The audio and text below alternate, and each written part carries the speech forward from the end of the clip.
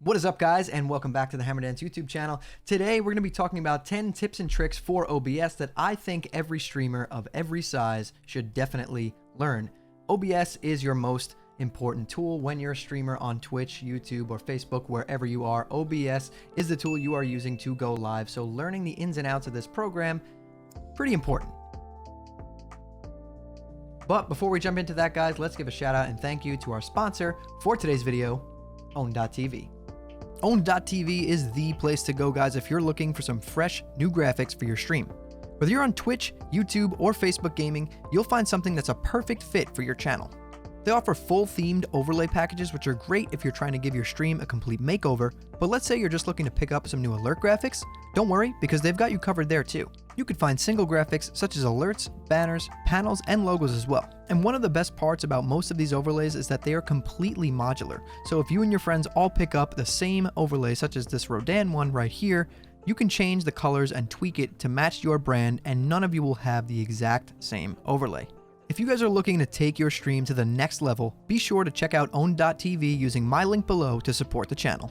Alright guys, so the first thing I want to talk to you guys about here real quick is themes for OBS. Now, back in the day, OBS did not support any other themes, but as you can see here, and if you've watched any of my previous videos, you guys know that I feel pretty strongly about using dark mode in OBS. So, to access your themes within OBS, you're going to go down here to Settings.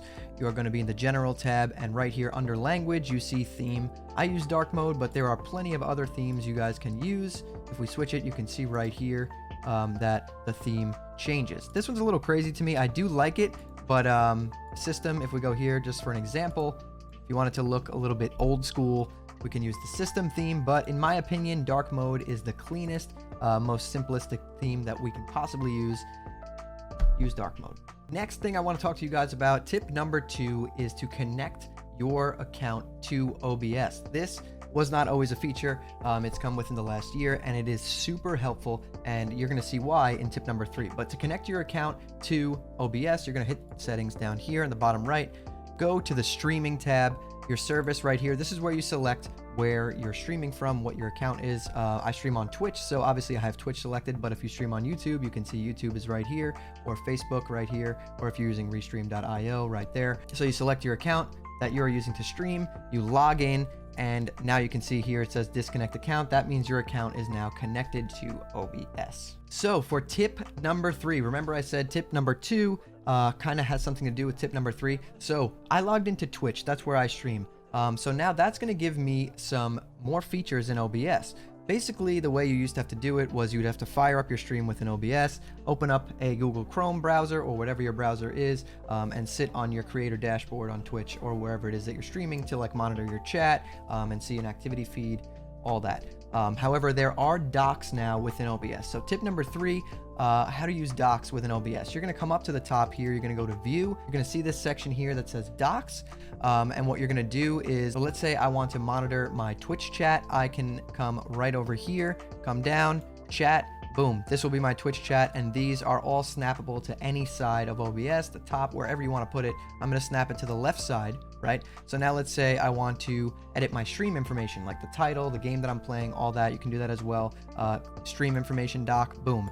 I can put it in the same doc as chat and then basically have tabs down here and switch back and forth between them.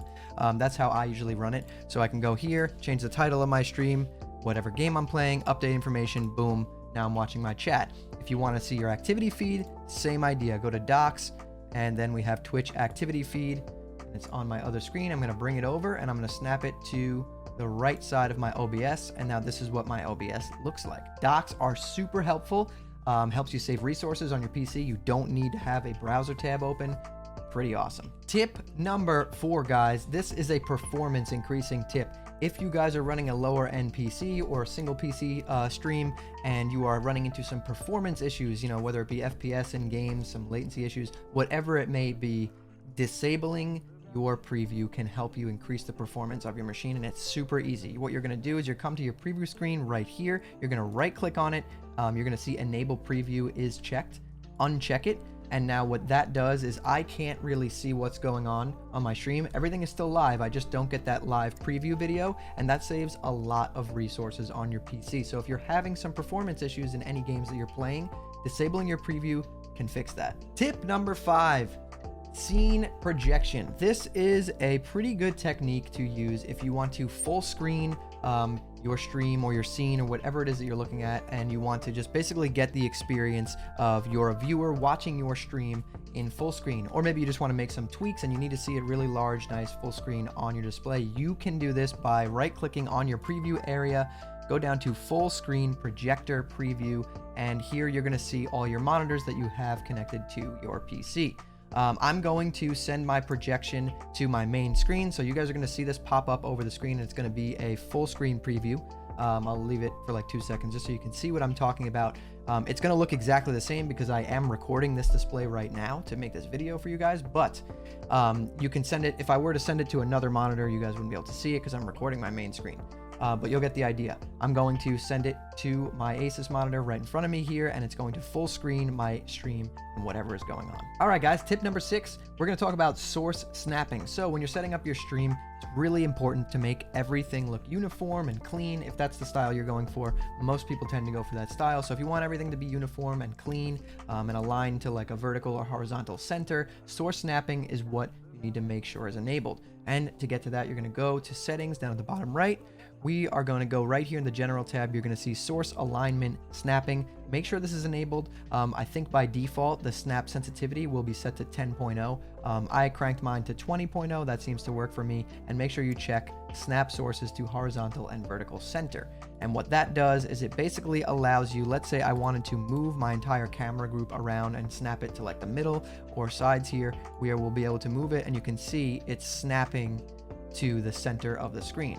Right here would be the dead center. This is the vertical and horizontal center of the screen. But if I wanted to just line it up with the dead center right here, it snaps to the middle. And you can, as you can see, you can change the sensitivity of how much it will snap. So that's extremely important when you're trying to set up something to look extremely professional and clean.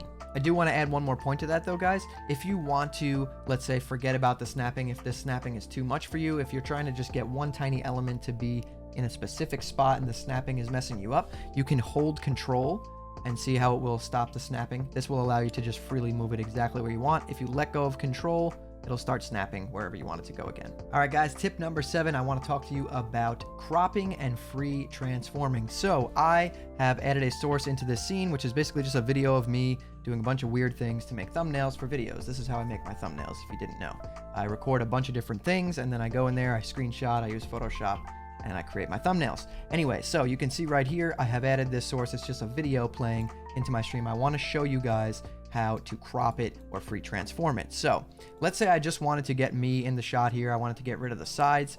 If I hold Alt, I can crop from anywhere on any of these anchor points. So now you can only see this right here. If I hold Alt and drag it back out, we have the full 16:9 video back. You can do that from any side here, any corner. That is how you would crop any source within your scene. You can do that with a video, an image, basically anything that you could possibly want.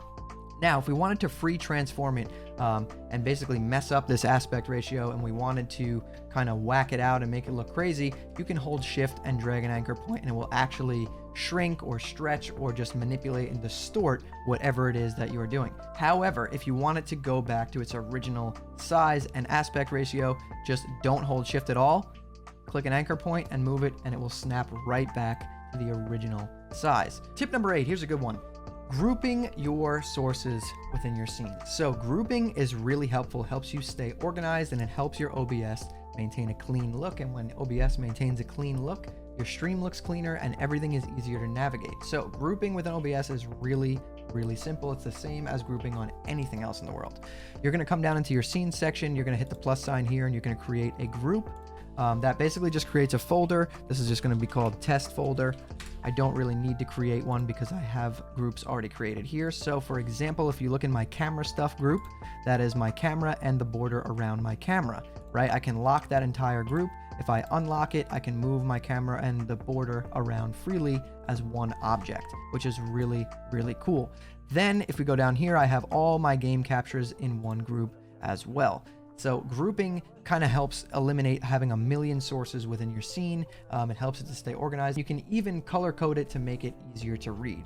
I took my color coding off so that I can show you guys how to do it. So let's say I wanted to make my games group a certain color. So you right click on it, you'd go to set color, and I want all my games to be green. Boom. Now in this list right here, it shows up as green.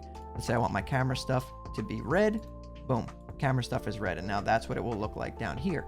So you can just actually organize everything by color and group.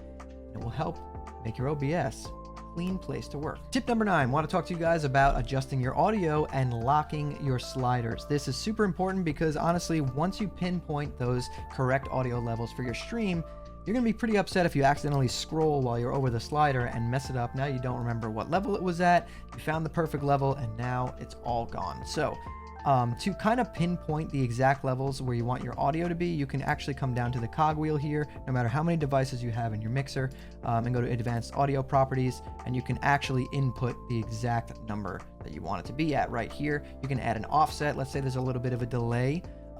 You can add like a millisecond offset to kind of sync up the audio and video.